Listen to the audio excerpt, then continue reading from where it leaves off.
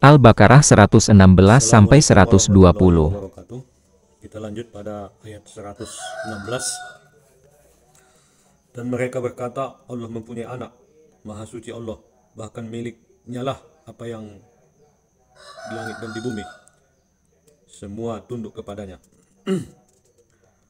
Istilah Allah mempunyai anak ini di zaman Bani Israel sudah ada. Mereka menyebut ini Nabi Uzair yang mati 100 tahun, kemudian dihidupkan Allah kembali untuk menuliskan kembali isi kitab Taurat. Oleh karena itu, mereka lah yang menyebut pertama kali Allah mempunyai anak. Inilah yang disebut Nabi Uzair ataupun Ezra. Kemudian Bani Israel juga menyebutkan Allah mempunyai ini kepada Nabi Isa. Oleh rabi-rabi Yahudi, mereka menyatakan Isa itu anak Allah. Ini ayat dia dituliskan oleh Allah dalam ayat 116. Kemudian ayat 117, Allah pencipta langit dan bumi. Apabila dia hendak menetapkan sesuatu, dia hanya berkata kepadanya, jadilah, maka jadilah sesuatu itu.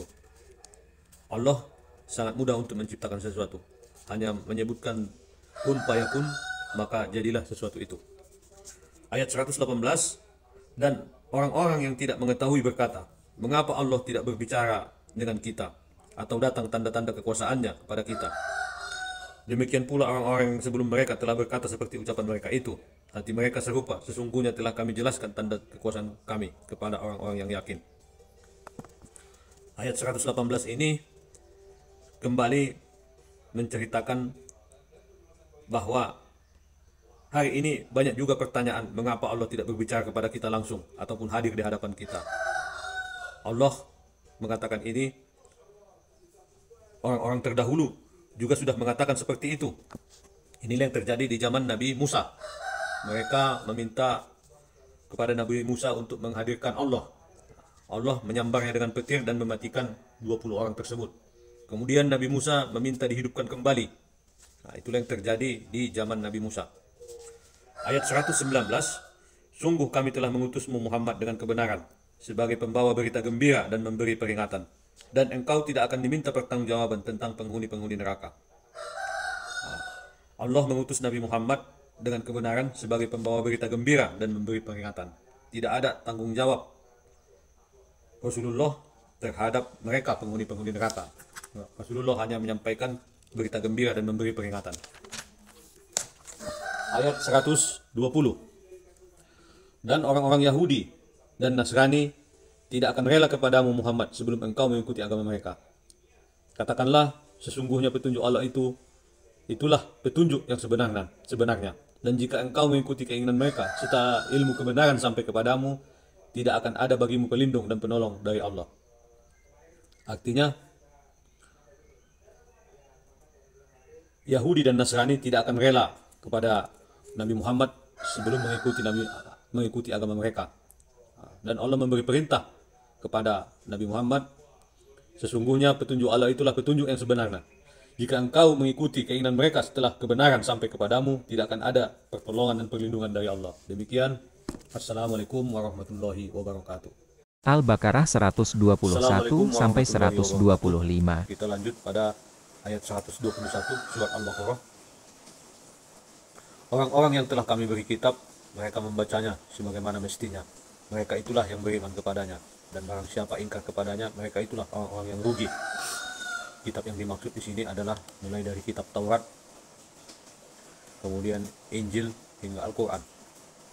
Di ayat 122, wahai Bani Israel, ingatlah nikmatku yang telah aku berikan kepadamu, dan aku telah melebihkanmu dari semua umat yang lain di alam ini pada masa itu. Sangat banyak nikmat yang diberikan Allah kepada Bani Israel, mulai diseberangkan dari Laut Merah, kemudian diberi makanan dari langit, manna dan salwa. Dalam perjalanannya menuju tanah Kan'an selalu dinaungi oleh awan, dipancarkan mata air dari bebatuan pada 12 suku, dan banyak keajaiban-keajaiban yang ditunjukkan Allah secara langsung di hadapan mereka, mulai dari penyembelihan sapi betina, mengangkat gunung Tursina di atas kepala mereka, menghidupkan kembali manusia setelah disambar petir dan banyak lain keistimewaan yang sudah didapatkan oleh Bani Israel secara langsung di hadapan mata mereka. Ayat 1, 2, 3. Dan takutlah kamu pada hari ketika tidak seorang pun dapat menggantikan membela orang lain sedikit pun. Tebusan tidak diterima, bantuan tidak berguna baginya, dan mereka tidak akan ditolong. Hari yang dimaksud di sini adalah hari perhitungan di akhirat setelah hari kiamat. Ayat 124. Dan ingatlah ketika Ibrahim diuji Tuhan dengan beberapa kalimat, lalu dia melaksanakannya dengan sempurna. Dia Allah berfirman, sesungguhnya aku telah menjadikan engkau sebagai pemimpin bagi seluruh manusia. Dia Ibrahim berkata, dan juga dari anak cucuku. Allah berfirman, benar, tetapi janjiku tidak berlaku bagi orang-orang yang zalim. Anak cucu dari Ibrahim ini antara lain Ismail dan Ishak. Dari Ishak inilah lahir Nabi Yakub dan Esau, saudara kembarnya. Dari Nabi Yakub inilah lahir 12 suku Bani Israel, salah satunya Yusuf dan Benyamin. Inilah yang kelak menjadi para nabi. Keturunan-keturunan inilah yang kelak menjadi nabi hingga Nabi Isa. Sedangkan Nabi Muhammad turun dari Nabi Ismail. Di sini Allah menyebutkan janjiku tidak berlaku bagi orang-orang yang zalim. Hari ini banyak keturunan dari Bani Israel sudah zalim terhadap dirinya, zalim terhadap manusia yang lain, dan zalim terhadap Allah. Ayat 125. Dan ingatlah ketika kami menjadikan rumah Ka'bah tempat berkumpul dan tempat yang aman bagi manusia. Dan jadikanlah makam Ibrahim itu tempat sholat. Dan telah kami perintahkan kepada Ibrahim dan Ismail, bersihkanlah rumahku untuk orang-orang yang tawaf, orang yang iktikaf, orang yang rukuk, dan orang yang sujud. Pada ayat 125 ini, asbabun nuzulnya, saat Rasulullah melakukan tawaf, Umar bin Khattab berkata kepada beliau, apakah ini tempat berdiri ayah kami, Ibrahim? Rasulullah menjawab, ya Umar. Umar kembali bertanya, mengapa tidak kita jadikan tempat sholat? Oleh karena itu Allah menurunkan ayat ini. Ketika Rasulullah melaksanakan haji, Umar bin Khattab bertanya kepada Rasulullah, apakah tempat berdirinya Ibrahim ini adalah tepat di dekat Ka'bah, di sekeliling Ka'bah? Rasulullah menjawab, ya. Kemudian setelah itu Rasulullah melaksanakan sholat di tempat makam Ibrahim tersebut setelah melakukan tawaf.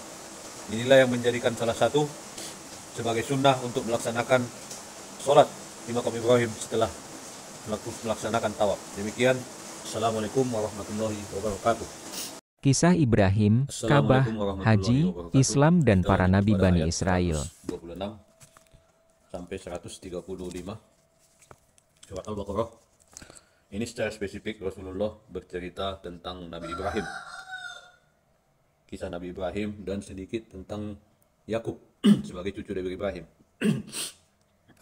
Dan ingatlah ketika Ibrahim berdoa, ya Tuhanku, jadikanlah negeri Mekah ini negeri yang aman, dan berilah rezeki berupa buah-buahan kepada penduduknya, yaitu di antara mereka yang beriman kepada Allah dan hari kemudian.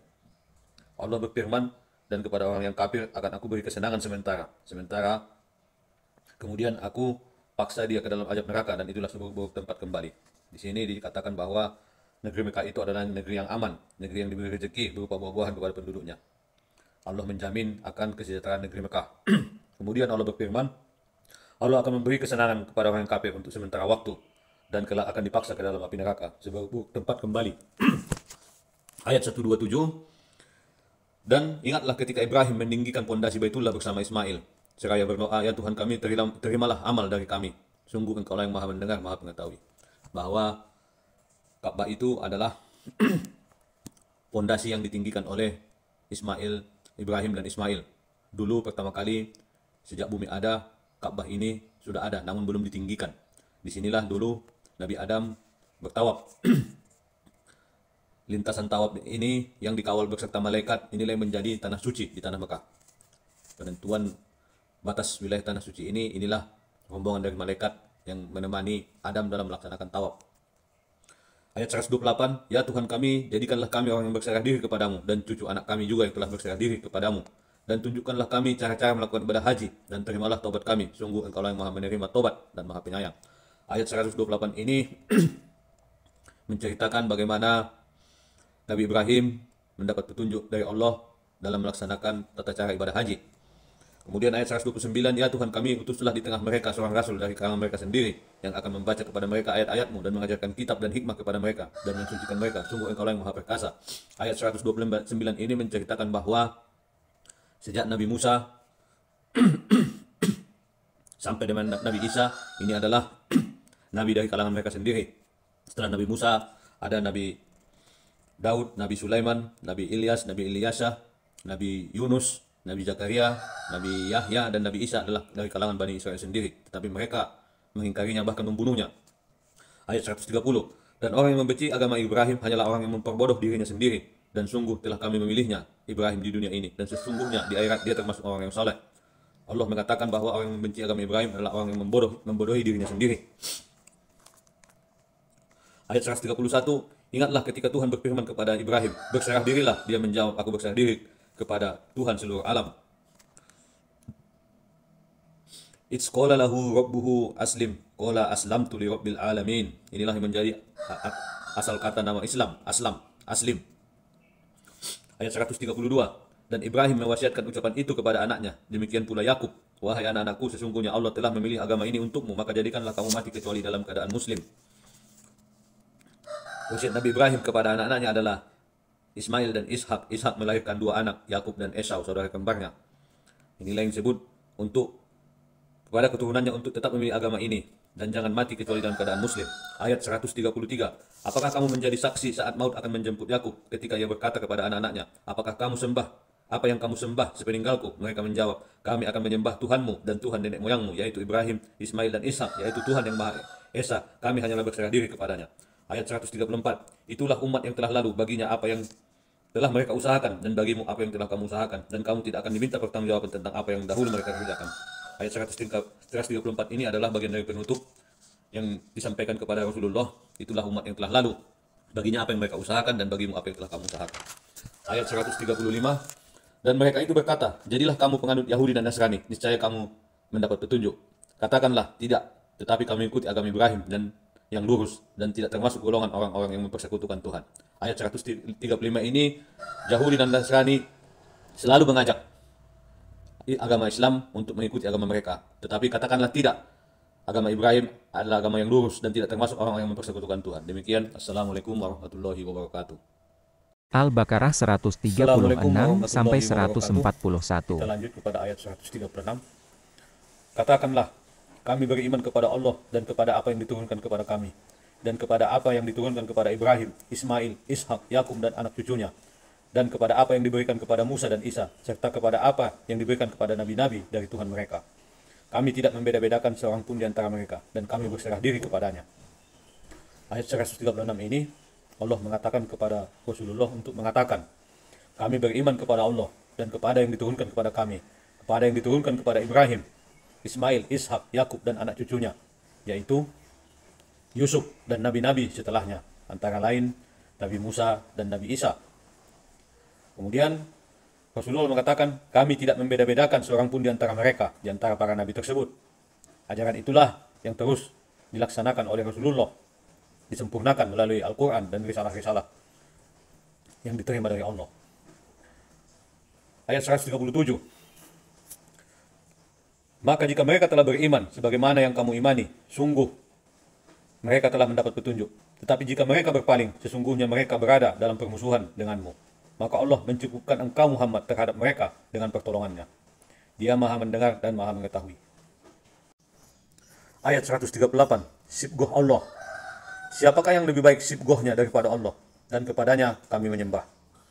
Asbabun nuzul ayat 138 ini adalah suatu ketika Rasulullah bersabda, sesungguhnya Bani Israel bertanya kepada Nabi Musa, hai Rasul, adakah Tuhanmu membuat sibgoh ataupun celupan? Lalu Musa menjawab, bertawakallah kepada Allah. Kemudian Allah memberi penjelasan kepada Musa untuk menjawab, "Ya, aku mencelup beberapa warna merah, putih, dan hitam. Semua warna hasil celupan kami." Lalu turunlah ayat 138 ini. Arti sibgoh ataupun celupan ataupun pewarnaan tentu mempunyai makna bagi Bani Israel. Mengapa mereka bertanya tentang sibgoh ini kepada Nabi Musa? Lalu Nabi Musa menjawab, "Ya, aku mencelup beberapa warna merah, putih, dan hitam." Bagi Bani Israel, warna merah ini adalah darah, penebusan, dan kekuatan. Kemudian putih, kesucian, pengampunan, dan wahyu ilahi. Warna hitam adalah duka, dosa, kegelapan, dan misteri ilahi. Lalu Musa menjawab, semua warna hasil celupan kami. Bahwa peristiwa-peristiwa yang berkaitan dengan darah, penebusan dosa, kesucian, pengampunan, dan wahyu ilahi, duka, dosa, kegelapan, misteri ilahi adalah dalam kekuasaan Allah Subhanahu wa taala. Tidak lepas dari kekuasaan Allah Subhanahu wa taala. Bagi agama Islam, pencelupan ini mempunyai arti keimanan dan tauhid. Keimanan adalah meyakini bahwa segala sesuatunya itu adalah dalam kekuasaan Allah. Kemudian tauhid untuk tidak musyrik ataupun syirik, menduakan Allah Subhanahu wa taala. Inilah arti sibgoh Allah. Kalau kita lihat dari sisi yang lain, bagaimana Bani Israel diseberangkan oleh Nabi Musa dari Laut Merah hingga mencapai tanah Palestina, tanah Kan'an, tentu mereka benar-benar dalam perlindungan Allah Subhanahu wa taala, mulai dari makan di siang hari dengan manna dan salwa, berjalan dinaungi oleh awan, ketika kekurangan air diberikan Allah air dari pancaran batu untuk 12 suku.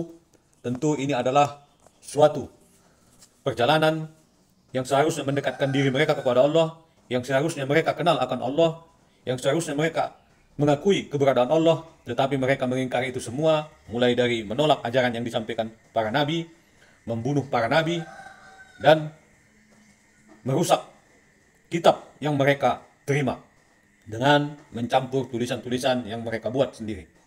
Inilah sibgoh, artinya pencelupan, pewarnaan, perjalanan yang didampingi oleh Allah, tetapi mereka mengingkari itu semua. Kemudian ayat 139, katakanlah Muhammad, apakah kamu hendak berdebat dengan kami tentang Allah, padahal Dia adalah Tuhan kami dan Tuhan kamu. Bagi kami amalan kami, bagi kamu amalan kamu, dan hanya kepada Allah kami dengan tulus mengabdikan diri. Ini kembali Rasulullah mengingatkan, apakah kamu hendak berdebat dengan kami tentang Allah, padahal Dia adalah Tuhan kami dan Tuhan kamu. Kita sudah sama-sama mengetahui bagaimana kekuasaan Allah, bagaimana pertolongan Allah dalam perjalanan Bani Israel dari Mesir menuju tanah Kan'an. Tetapi mereka masih mengingkari keberadaan Tuhan tersebut. Ayat 140. Ataukah kamu orang-orang Yahudi dan Nasrani berkata bahwa Ibrahim, Ismail, Ishak, dan Yakub dan anak cucunya adalah penganut Yahudi dan Nasrani? Katakanlah, kamulah yang lebih tahu atau Allah, dan siapakah yang lebih jalim daripada orang yang menyembunyikan kesaksian dari Allah? Yang ada padanya, Allah tidak lengah terhadap apa yang kamu kerjakan. Ayat 140 ini menjelaskan, ataukah kamu orang-orang Yahudi dan Nasrani berkata bahwa Ibrahim, Ismail, Ishak, dan Yakub anak cucunya adalah penganut Yahudi atau Nasrani? Padahal tidak. Yahudi dan Nasrani lahir setelah Nabi Ibrahim, Ismail, Ishak, dan Yakub. Bahkan setelah Yusuf tiada.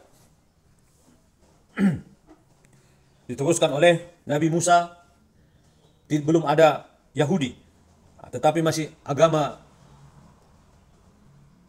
yang dibawa oleh Nabi Ibrahim, belum ada perubahan. Kemudian katakanlah, kamulah yang lebih tahu atau Allah, dan siapakah yang lebih jalim daripada orang yang menyembunyikan kesaksian dari Allah?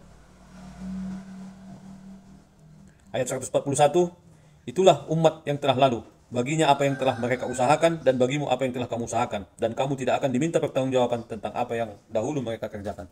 Demikian, Assalamualaikum warahmatullahi wabarakatuh.